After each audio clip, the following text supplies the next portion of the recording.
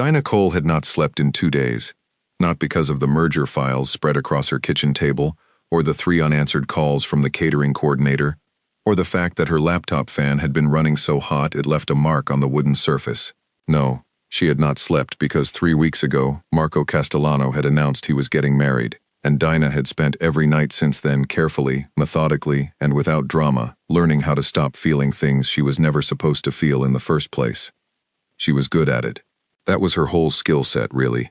Not just the spreadsheets, not just the schedules, the management of herself, the quiet, invisible work of being exactly what a room needed, and nothing more. She had been doing it since she was 19, when the car accident took her mother and rearranged everything else. Her body changed after that. Not dramatically, not in the way that got explained in a single sentence. It was slower than that. Grief had a weight to it that nobody warned you about. She had carried it for 11 years, and by now it had settled into her frame like a second skeleton. She did not talk about it. She had stopped expecting anyone to ask. The job had come 3 years ago through a referral she barely remembered. A legitimate real estate firm, large offices, clean carpets, good salary. The kind of place that felt normal until you started noticing which clients never left paper trails, and which meetings Marco Castellano took in a separate room with no windows. Dinah was not naive. She understood the shape of the world she had walked into. She had decided on her first week that understanding it and involving herself in it were 2 different things. She kept her lane. She kept it spotless. And Marco Castellano had let her. More than that, he had depended on her. That was the thing that made everything complicated. Not affection, not warmth, dependence. The kind that a man who controlled a great deal of power and a great many people still managed to direct entirely toward one quiet woman who knew where every document lived and never once lost a file.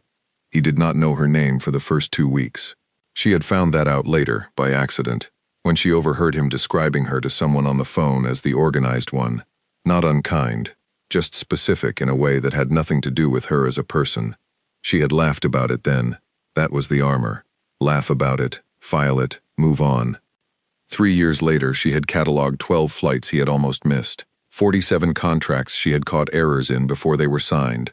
1 incident involving a rival firm's representative, and a very expensive pen that she would take to her grave. And a number of small moments she had no business cataloging at all. The way he said her name when he was distracted, pulling the syllables a little loose. The way he stood in the doorway of her office sometimes, just for a second, like he had intended to say something, and then thought better of it. She had filed those too, in a different cabinet, one she did not open.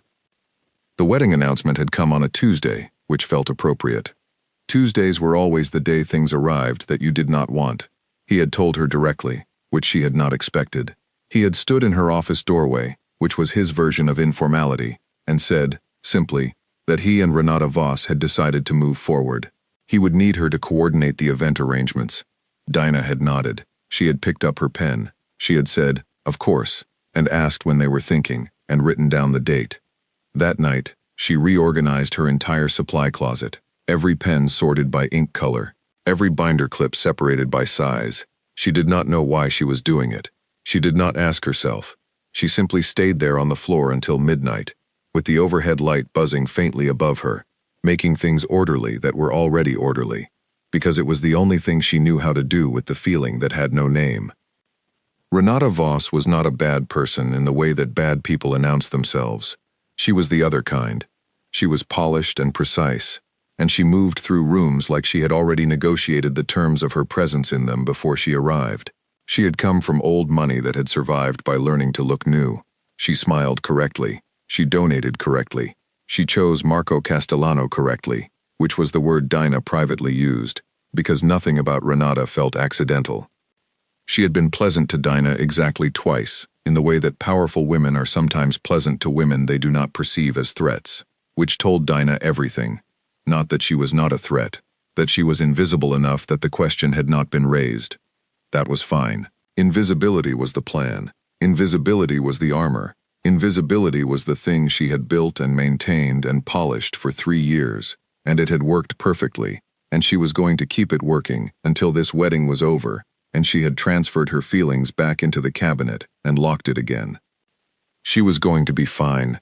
She told herself this on a Wednesday morning, standing in her kitchen, holding her coffee mug in both hands even though it had long gone cold, staring at the invitation layout on her laptop screen that she had been asked to approve before it went to print. She changed the font size from 11 to 12. She approved it. She sent it back. She was going to be fine. The following Saturday, someone knocked on her apartment door at 9:47 in the morning. She knew the time precisely because she had been watching the clock, the way you do when you are trying to make a quiet morning last, and the knock was the kind that expected an answer, not a neighbor, too certain. She opened the door.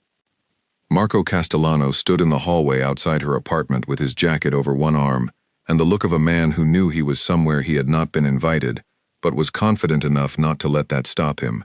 She stared at him. He looked at her. She was in old pajama trousers and a thick cardigan, and she was holding a cold coffee mug and she had not brushed her hair. He said he needed the Delacroix files, that they were not on the office server, that Nolan had called him this morning in something close to a panic. Dinah took a breath. She said she would get them. She stepped back and let him in, because there was no version of this situation in which she turned Marco Castellano away from a file he needed, regardless of what she was wearing or how untidy she felt. He came in, and the apartment, which she had spent 3 years keeping entirely separate from her professional life, opened itself up around him like a room that had not expected company. Books stacked on the floor beside the sofa, a blanket folded over the armchair with a level of care that suggested she had done it many times, photographs on the small shelf beside the window, a mug she had not washed, a notepad on the kitchen counter, covered in the kind of handwriting that only happens when nobody is watching. She went to get the laptop. He did not wait in the hallway like she had intended. He moved into the room slowly, the way people do when they are trying to seem like they are not looking at everything. She found the files and sent them to Nolan in under 4 minutes. When she came back with the laptop to show him they had been transferred, he was standing near the window shelf, looking at a photograph. It was a photograph of a woman standing in a garden. The woman had a wide smile and paint on her shirt, and she was squinting into the sun. She looked like someone who laughed easily and often. Marco asked who she was. Dinah said, "My mother," and then she said nothing else, because there was nothing else she was willing to say about it, and he must have heard that in her voice because he did not press. He set the photograph down very carefully, like it was something that could break, even though it was glass-framed and already sitting on a solid shelf. She handed him the laptop to confirm the transfer himself.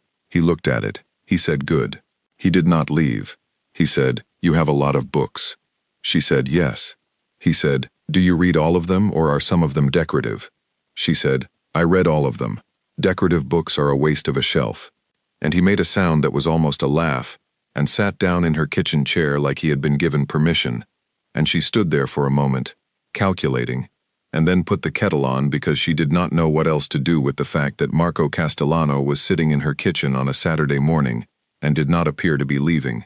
She made him terrible coffee. She knew it was terrible because she had run out of the good kind the day before and had not gone to the shops yet. She put it in front of him and told him it was terrible and he should know that going in. He drank the whole cup without complaint. They talked for an hour and 40 minutes. She timed it later, not to measure it, just because timing things was what she did when she needed to understand them. He asked her questions, not professional ones. "How long have you lived here? What are you reading currently? Do you always rearrange things when you are thinking, because you have moved that pen back and forth across the table 6 times? She had not noticed she was doing that. She answered everything carefully, not defensively. She just knew how to give answers that were true and incomplete at the same time. She had been doing it for years. He left when his phone rang with something that required him elsewhere. He stood, put his jacket back on, picked up his car key. At the door he paused and looked back at her apartment one more time, the way you look at a place that showed you something unexpected. He said, "Thank you for the files." She said, "Of course." He left. She closed the door and stood behind it for a moment and did not move. Then she went back to the kitchen. She picked up the pen she had been moving back and forth without realizing. She set it down in the center of the table, deliberately, and looked at it. Then she opened her laptop and got back to work, because that was what she did, and because work did not ask her questions she could not finish answering, and because the cabinet was still locked and she intended to keep it that way. Outside, the morning was doing nothing dramatic. The sky was gray and ordinary. The city moved the way it always moved. Nothing had changed. That was what she told herself. She almost believed it. Renata Voss arrived at the office on a Wednesday, which was unusual. She preferred scheduled appearances, coordinated with Marco's calendar in advance, the kind of visits that felt less like visits and more like events. She wore a pale coat, she carried an expensive bag, and she walked to Marco's office like someone who owned the building, which she almost did, through Marco, which was a distinction she did not appear to find important. She passed Dinah's desk without looking at it. That was not unusual. Dinah was part of the infrastructure, like the network servers and the floor-to-ceiling windows and the coffee machine in the break room. Infrastructure did not get looked at. It got used. Dinah kept working. The meeting inside Marco's office lasted 35 minutes. Dinah could not hear it, but she could hear the tones. Renata's voice had a particular quality when she was making requests that were actually decisions. Marco's voice had a particular quality when he was agreeing to things while reserving the right to disagree later. Dinah had learned to read rooms through walls. 3 years of that kind of listening had given her an understanding of Marco Castellano that she suspected most people who had known him far longer did not have. She did not let herself think too much about that. When Renata came out, she stopped at Dinah's desk. This was unusual. Dinah looked up. Renata smiled. It was a real smile in the technical sense. Her face moved correctly. She said she wanted to talk about the wedding schedule, specifically the evening reception order of events, and could Dinah send the current draft by end of day? Dinah said yes. Renata said she also wanted to add something to the seating arrangement. She wanted the operational staff to be seated at the back tables, near the service entrance, for practical reasons. Operational staff. That was the phrase. Not the team, not the colleagues. Operational staff. Dinah wrote it down. She said she would update the chart. Renata smiled again and left. Dinah sat very still for a moment after the elevator closed. Then she wrote the word operational on a sticky note, peeled it off the pad, folded it into a small square, and dropped it in the bin. It was not worth keeping. She went back to the draft and updated the seating chart as requested. This was not the thing that broke the situation open. The seating chart was nothing. People made small, petty decisions all the time, and the correct response was to document them and move forward. What broke things open arrived 11 days later, in a plain envelope. It came in the Morning Post, addressed to the firm, no return address. It looked unremarkable enough that the mailroom sent it upstairs in the regular batch. Dinah sorted the Morning Post every day between 8:15 and 8:30. It was one of those small tasks that had landed with her early in her tenure and never been reassigned. She did not mind. She liked knowing what arrived. She opened the envelope because it was addressed to the firm generally, not to anyone specifically. Inside was a photograph, printed on plain paper, slightly grainy, and a single handwritten page. She read the page. She read it again. She put it back in the envelope. She put the envelope in the inner pocket of her folder. She continued sorting the post. She distributed the other items to the relevant desks. She went back to her own desk. She sat down. She looked at her computer screen. The screen said nothing useful. She understood what she was holding. Not the specifics yet, not the full picture, but enough. The photograph was of Renata Voss and a man who was not Marco. The setting was a hotel. The date printed in the corner of the photograph was 8 months ago. The letter named the man. It named other things too. Financial things. Arrangements that had been made. Arrangements that Renata had made before the engagement, apparently, with people who had a direct connection to a competing firm, which meant that the engagement itself might have been constructed around something that had nothing to do with Marco Castellano as a person. Dinah did not feel triumphant about this. She had expected to, maybe, in some distant part of herself that she kept very locked down, but what she felt was actually worse. She felt tired and clear-eyed, and deeply aware that she was now holding something that would detonate a man's life, and that the only person he had trusted enough to handle the post for 3 years was her. She sat with it for 48 hours.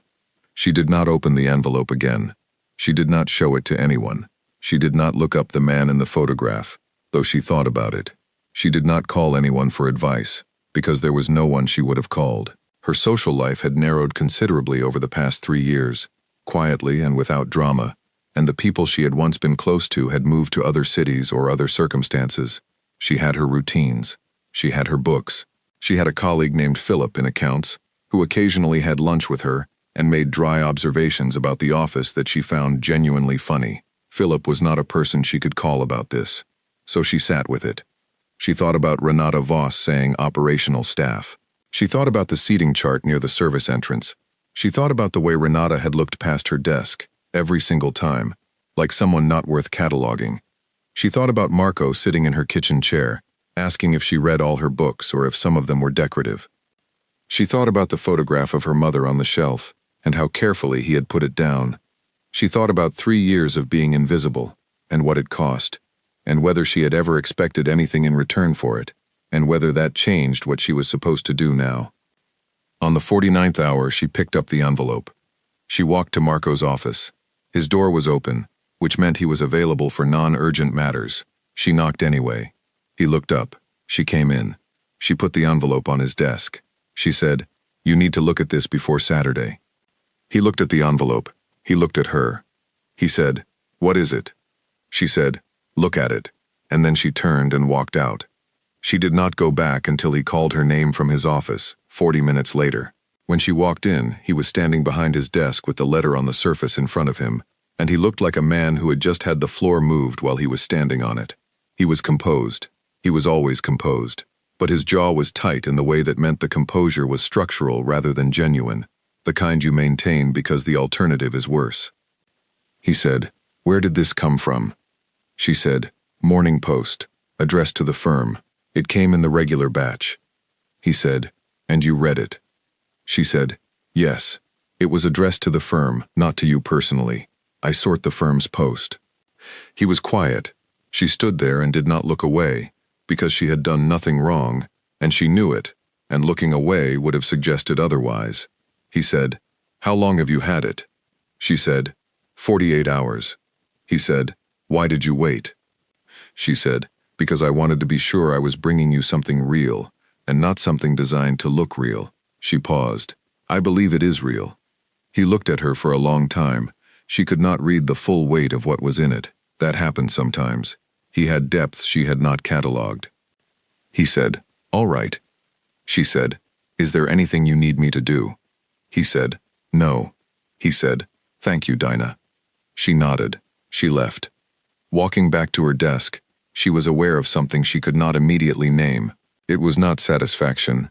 It was not relief. It was something closer to vertigo, the feeling of having stepped off something you had been standing on for a long time, without realizing it was a ledge.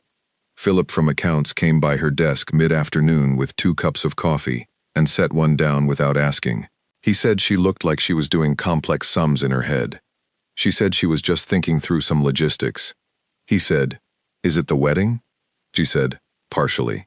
He said, "Well, weddings are logistical nightmares." He sat on the edge of the adjacent desk for a moment, which was a thing he should not have done and did anyway. He said, "For what it is worth, you are the only reason anything in this office runs correctly." He said it the way people say true things when they are not trying to make them into a moment. She said, "I know." He laughed and took his coffee and left. She looked at her screen. She looked at the wedding timeline document that was still open. She scrolled to the date, 15 days. She closed the document. She opened it again. She moved a single item in the reception schedule from 8 o'clock to 8:30, for reasons that had nothing to do with what was happening, and everything to do with the fact that her hands needed to do something precise right now. Outside the office windows, the city was doing its ordinary work. Traffic moved. People moved.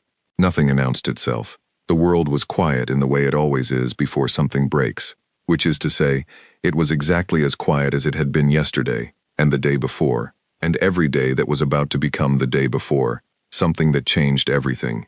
She saved the document. She went home. She reorganized the pens.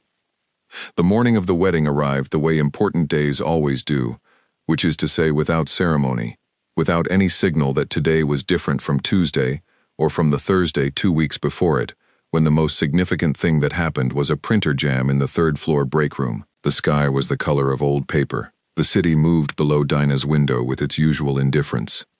She stood in front of her wardrobe for longer than she had planned. She had already decided, weeks ago, what she was wearing. A deep navy dress, fitted and modest and correct. Not black, because black would have looked like mourning, and she was not in mourning, because you could not mourn something you had never had, and she had never had anything. That was the position she had maintained for 3 years, and she was maintaining it now. The dress was just a dress. She put it on. She looked at herself in the mirror and thought nothing notable. She did her hair. She put on the earrings her mother had given her when she was 17. She did not think about why she chose those particular earrings. She arrived at the venue 90 minutes early because she had organized it, and she needed to confirm that everything was exactly where she had put it. And it was. The florist had followed instructions. The catering team was positioned correctly. The chairs were arranged in precise rows, white and clean and expensive, in the way that expensive things often are when someone has paid close attention to their setup and that someone was her. She walked through each section of the venue with her clipboard and she confirmed everything, and she checked it against her master list, and she made 2 small corrections, and then she was done, and she had nothing left to organize, and she was still 2 hours from the ceremony.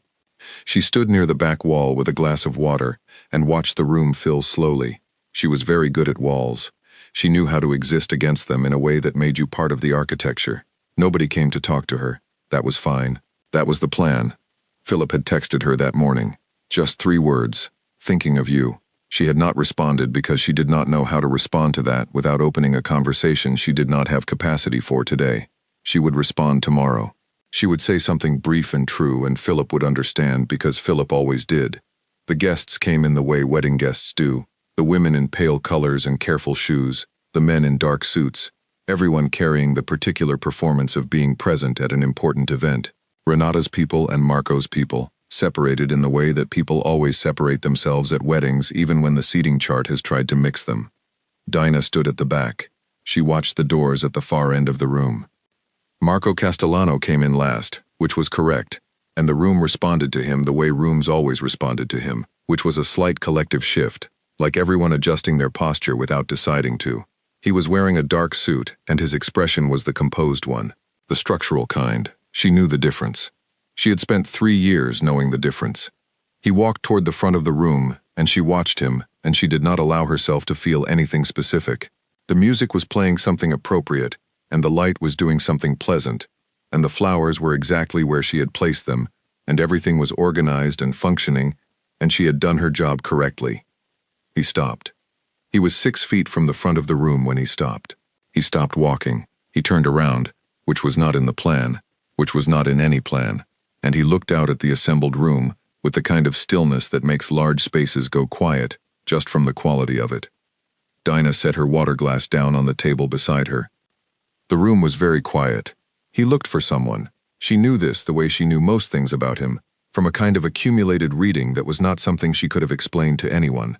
He was looking for someone in the crowd, and his gaze was moving, and then it stopped. It stopped on her. 2 seconds. She counted them afterward, not because she had intended to count, but because when something lands in your chest like that, your mind starts doing the only thing it knows how to do, which is to measure. 2 seconds of Marco Castellano holding her gaze from the front of a room full of people. Then he looked away. He looked at Renata, who was standing at the front, and the look on her face was the face of someone who had understood, suddenly, that the ground had shifted, even before he spoke. He said her name, just her name, not in the way you say someone's name at a wedding, in the other way, the quiet, conclusive way that closes something. The room made the sound of 100 people trying not to make sound, which is its own particular noise. He spoke for less than a minute. He did not raise his voice. He did not accuse. He stated things. He used the word arrangement. He used the phrase discovered recently. He said he was sorry to those in attendance for whom this day had been an occasion of genuine good faith, and he meant it, and anyone in the room could hear that he meant it. He said the rest would be discussed privately. Renata said his name once, in a voice that was trying to be calm and not quite reaching it. He looked at her and said, "We can talk tomorrow," and he walked out. Not through the main doors, through the side corridor, which Dinah knew led to the outer hall, because she had mapped every exit of this venue on her clipboard 3 weeks ago. She knew this building completely. She knew every door. The room erupted behind her in the way rooms erupt, in competing voices and the scrape of chairs and at least one dropped champagne glass, and Renata's people moved toward her, and Marco's people did the thing they were trained to do, which was to be very still and very watchful. Dinah put her clipboard under her arm. She walked out through the back service corridor, past the catering tables, past the stacked chairs that had not been needed, out through the heavy external door into the side car park. The air was cold. The sky had not changed. The ordinary world was still doing its ordinary things. She sat down on the hood of a car that was not hers. She had done this once before, as a teenager, at a stranger's house after her mother's funeral, because the house was full of people being kind to her in ways she could not absorb, and she had needed to be outside, and there had been a car. She sat there. She thought about the 11 words he had spoken. She had counted them. She always counted. She thought about the envelope, about the 48 hours she had sat with it, about the walk to his office, about the way she had put it on his desk and said, "You need to look at this before Saturday," and walked out. She had not expected gratitude. She had not expected anything, but she was sitting now in a cold car park, and the wedding she had organized for 3 weeks was disassembling itself on the other side of that wall, and something she had set into motion was producing consequences she could not fully see yet. She was not sorry. That was the thing that surprised her most. She had expected to feel some version of regret, of guilt, of the particular anxiety that came with being responsible for other people's large moments. She did not feel that. She felt clear, a little tired, and very clear. Philip texted again. It was a single question mark. She typed back, "I am fine. Talk tomorrow." He replied with a thumbs up, and she almost smiled. She sat on the car for another 10 minutes, and then she got up because her coat was not warm enough, and because sitting on a stranger's car in a car park was only meaningful for a limited amount of time, and then it became simply cold. She called a car. She waited for it. When it arrived, she got in and gave her address, and then she sat in the back seat and watched the city pass the window, and she did not reach for her phone or her clipboard or any of the usual things she reached for when she needed to occupy herself. She let the city pass. She let herself be still. She thought about the 2 seconds. She did not know what to do with them yet. They sat in her chest, like something that needed to be filed but had not been assigned a category yet. She would figure it out. She always figured things out. The week after was the kind of week that showed up on nobody's calendar. Dinah had experienced a few of those in her life. Weeks that existed in the gap between what had happened and what was going to happen next, where the main thing you could do was keep moving and try not to mistake momentum for direction. The office was quieter than it had ever been, not empty. Marco was there, every day, arrived before her and left after, which was his normal pattern. But the usual ambient noise of a functioning company had dropped half a register. People talked in corridors in lower voices. The accounts team walked faster. Philip made fewer jokes than usual, which was how she knew he was paying attention. Marco did not come to her office. She waited for the summons that had always come eventually, whenever something significant had happened. It did not come. He passed her desk twice in the morning and once in the afternoon.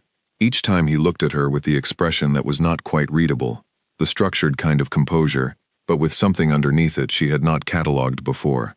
She kept her head down and did her work. There was plenty of it. The aftermath of a cancelled event generated its own considerable amount of administration.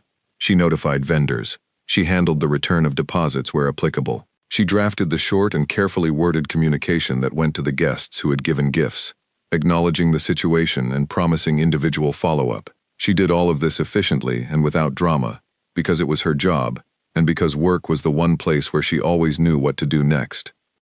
Renata's legal team sent a letter on Wednesday. Dinah received it in the post and put it in the relevant folder, and sent it to Marco's personal legal contact without opening the main envelope, because that one was addressed to him specifically, and some envelopes you left closed. She had lunch alone on Tuesday and Wednesday, and then on Thursday Philip appeared at her desk at noon and said he was going to the sandwich place and she was coming, stated as fact rather than question, and she found she did not have the energy to argue with his particular version of certainty, so she went. They walked the 3 blocks to the sandwich place and ordered and sat in the window seats, and Philip talked about the accounts department and a small administrative error that had been discovered involving a parking allocation form from 2021, which he found genuinely outrageous, and she listened and ate and found that the ordinary rhythm of it was something she needed and had not known she needed until she was in the middle of it. He did not ask about the wedding, not directly. He said, "Once, you seem like someone who has been carrying something heavy and has recently set it down and is not yet sure how to walk without it." She said, "That is a very specific observation." He said, "I am an accountant. We are trained to notice imbalances." She almost laughed. Close enough. On Thursday evening she stayed late.